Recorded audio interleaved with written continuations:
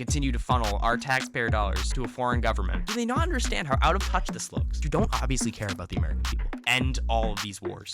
Hey, what's going on, everybody? Welcome back to the Quest for Clarity podcast. I'm your host, Nolan.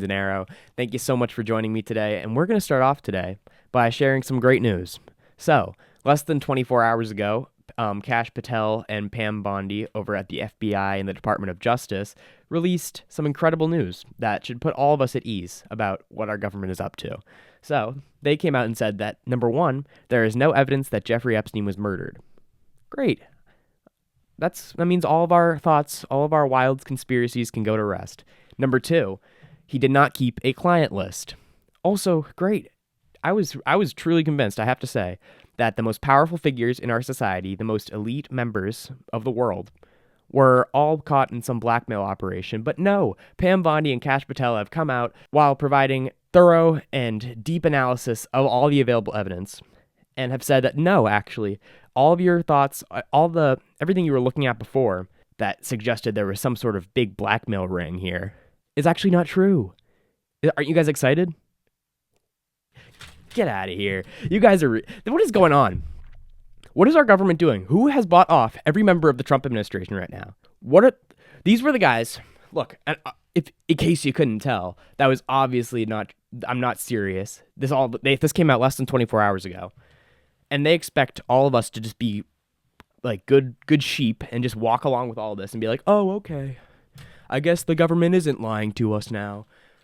Come on. This is the guy, Kash Patel, who wrote the book Government Gangsters, who during all the Biden years was one of the best voices, doing the entire podcast circuit, going on and exposing all the corruption, saying that when he gets in there, when the Trump guys get back in there, that there's going to be all this explosion of corruption.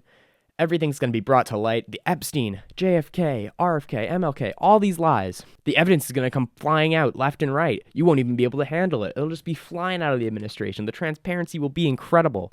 And we know the truth. We would know what's really happening with this guy. Who was funding Epstein? Who was behind him? Who was enabling him to live the lavish lifestyle he was with the connections that he had? Oh, but all we get... We're about 6 months into this now. After we've had contradiction after contradiction, we've had Pam Bondi going out and doing press conferences saying that there's videos and videos of evidence with Jeffrey Epstein involved in all these explicit acts with underage people.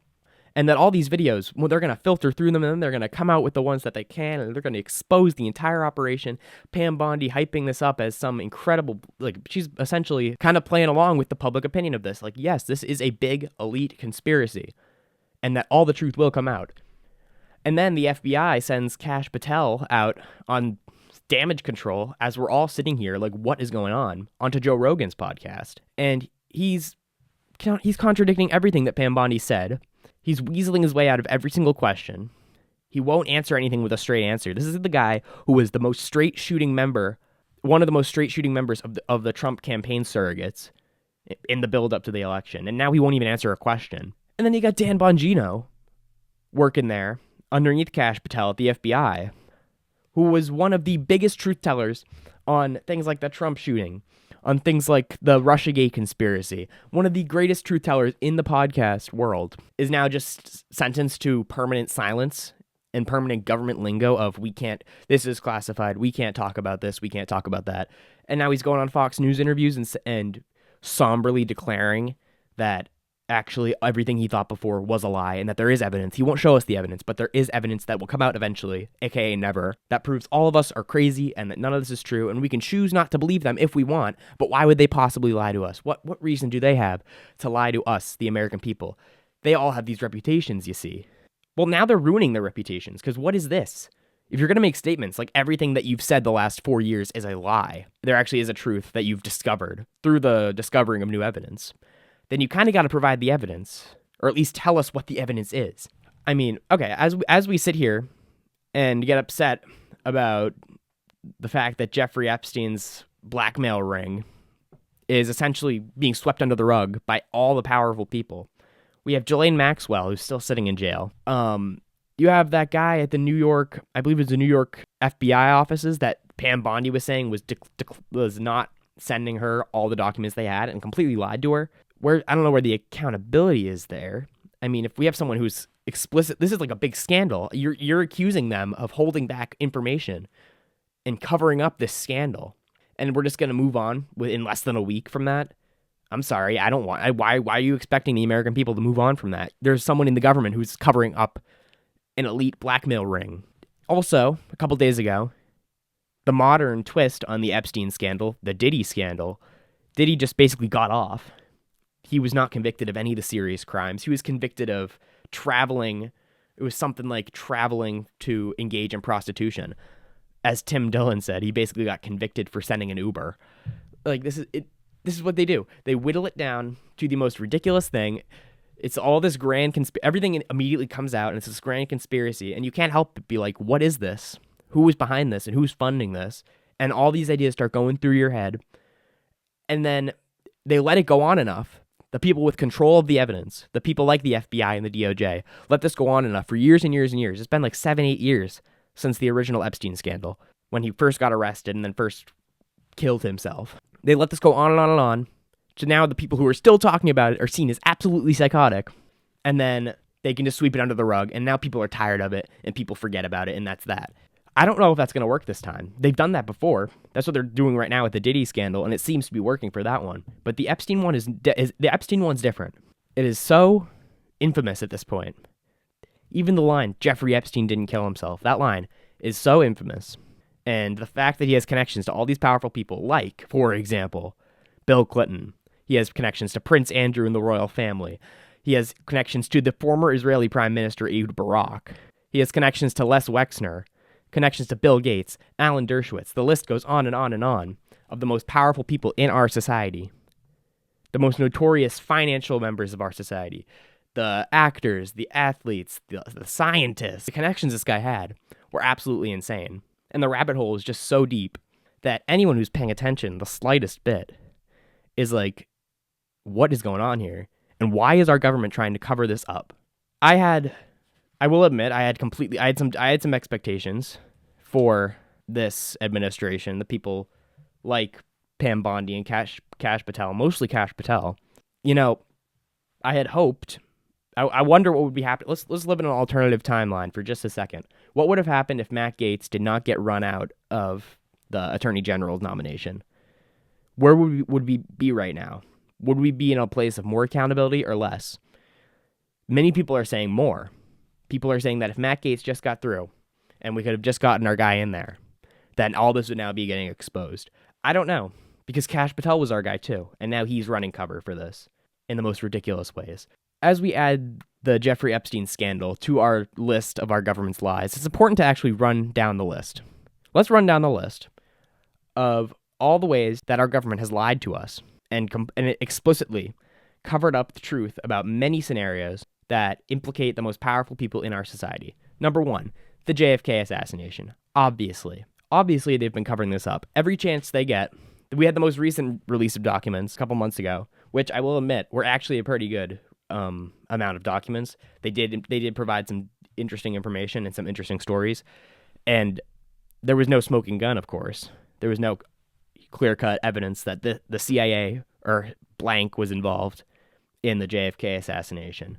But we have pretty good evidence to suggest, if you've looked into this even the slightest, that JFK was killed, most likely, is my belief, as part of a conspiracy involving people such as Alan Dulles, people at the CIA, potentially people like Lyndon Johnson. I mean, you don't even have to have a clear-cut, this is what happened, to poke the holes in this insane narrative that it was a lone gunman who was then killed by another lone gunman just days later, who was the second lone gunman, Jack Ruby, the man who killed JFK's killer, Lee Harvey Oswald, had a prison visit from, I don't know, Dr. Louis Joyland West, the creator of the MK Ultra program. I mean, it's all just too ridiculous.